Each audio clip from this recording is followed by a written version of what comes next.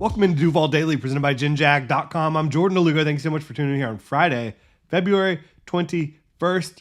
A cold day here in Duval County. Was not ready for the, basically freezing temperatures when I walked outside this morning. But nonetheless, the Jacksonville Jaguars, they are wrapping up their general manager search. And it's a search that I think it's fair to criticize the Jaguars' start to the offseason. Not firing Trent Baalke the same time they fired Doug Peterson.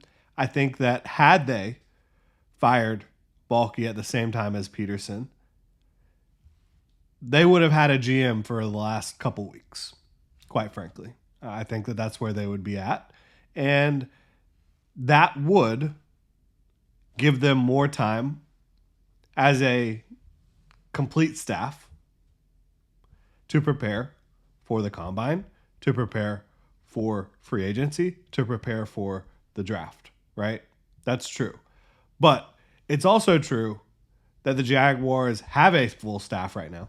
Ethan Watt acting as interim GM, and they have a full scouting staff, and whoever they bring in has also been doing work on the draft and free agency, right?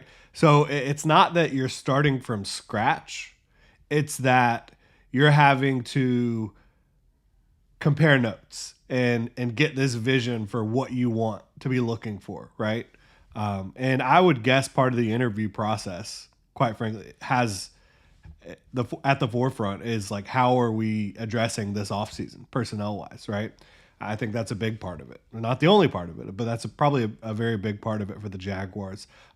So they had 5 finalists for the job. They interviewed like over 10 guys, but they had 5 finalists for the job. John Eric Sullivan, Josh Williams, Ian Cunningham, Ethan Waugh, and James Gladstone. They have interviewed, according to the Jaguars, 4 of those guys, and the 5th will be today in terms of the in-person interviews, the final interviews. John Eric Sullivan from the Green Bay Packers. He's somebody who, has risen quickly up in Green Bay to be one of their top executives. And Green Bay, I don't think that they've been a perfect model of drafting, but overall, that franchise's stability has been impressive. It absolutely has. And somebody who's risen up quickly, obviously, I think is a legit candidate. And he impressed the Jaguars in their Zoom interviews enough to be a finalist, one of 5. Josh Williams, the Jaguars have already done their in-person interview with as well. He's from the 49ers, originally hired to the 49ers by Trent Baalke, and somebody who's been there his entire career, scouting background, has risen up the ranks. And Josh Williams obviously also has a connection to Ethan Waugh, who is the Jaguars' current interim GM, was the Jaguars' assistant GM.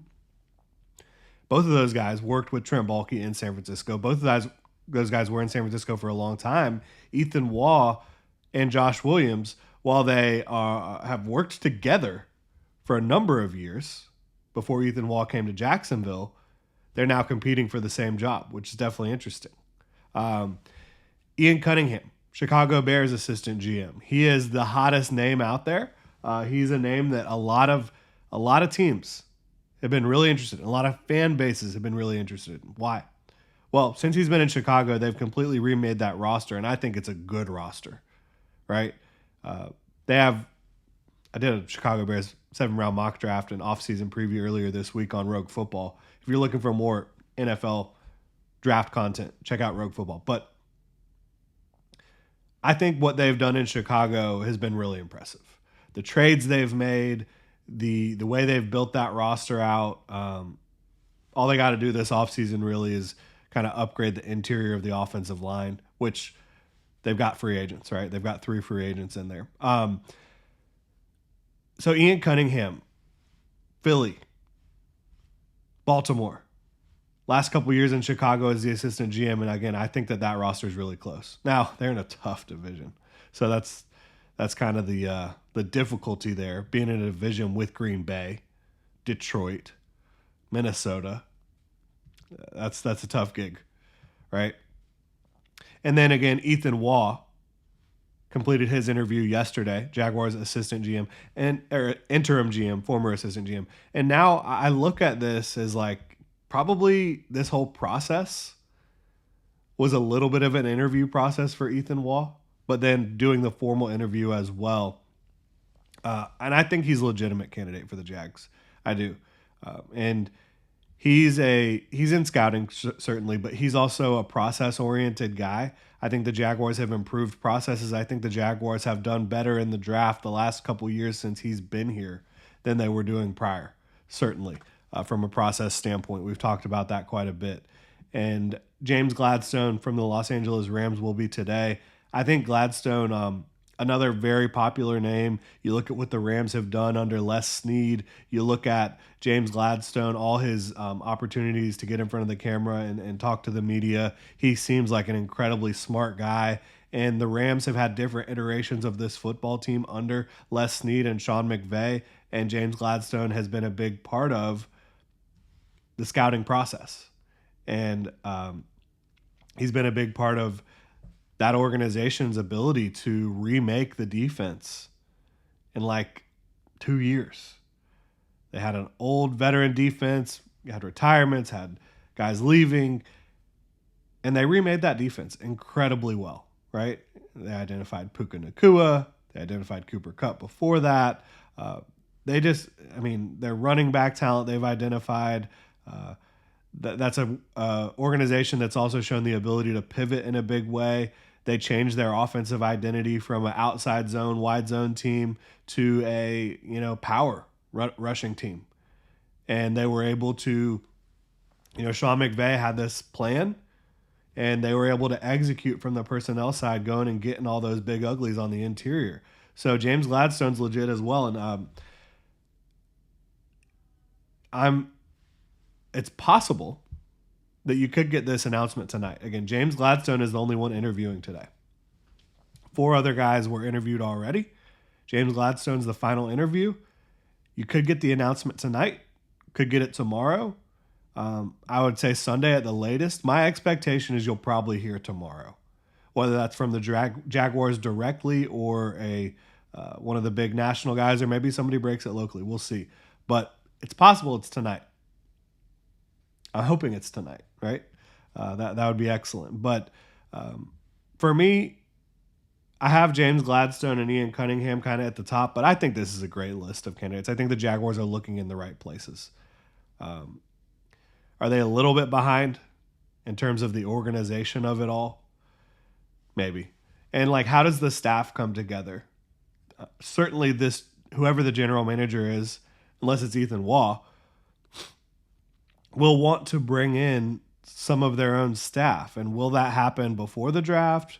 Will they just work with what's here now and then address that kind of later on in the offseason? How's that all going to play out, I think, is an interesting question. And so when you talk about maybe being a couple weeks behind, the one thing you need is alignment and transparency.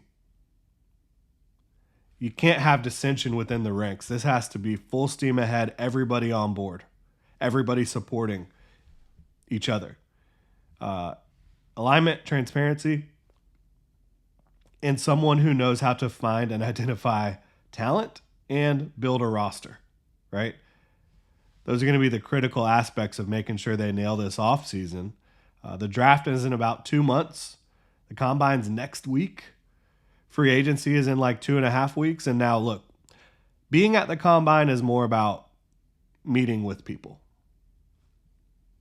hearing scuttlebutt rumors from around the league, and meeting with these players. You do not need to be at the combine to evaluate what happens at the combine on the field. You just don't, bottom line. And the Rams have shown you that.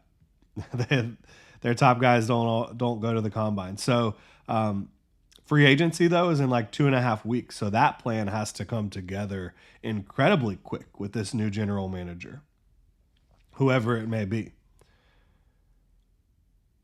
It's going to be fascinating. It's going to be a whirlwind here, too, coming up soon. There's going to be days where it feels like it's dragging on. The combine starts next week, but on-field work doesn't start till Thursday, so you're going to be waiting for that on-field work all week. You're certainly going to hear about a lot of different interviews and meetings the Jaguars are having with different prospects, and we'll go over all that stuff. But right after the combine, you've got like a week and a half until free agency gets kicked off. March 10th is the start of the legal tampering period.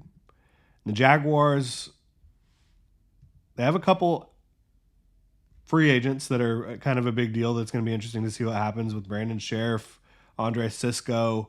Are they going to have any salary dumps, roster cuts? What are they going to try to do to improve their situation in free agency? Whoever the GM is going to have a huge part to play in that. So we'll find out soon enough. Really appreciate y'all tuning in, Duval. If you enjoyed the content, please like and subscribe. Y'all have a good one.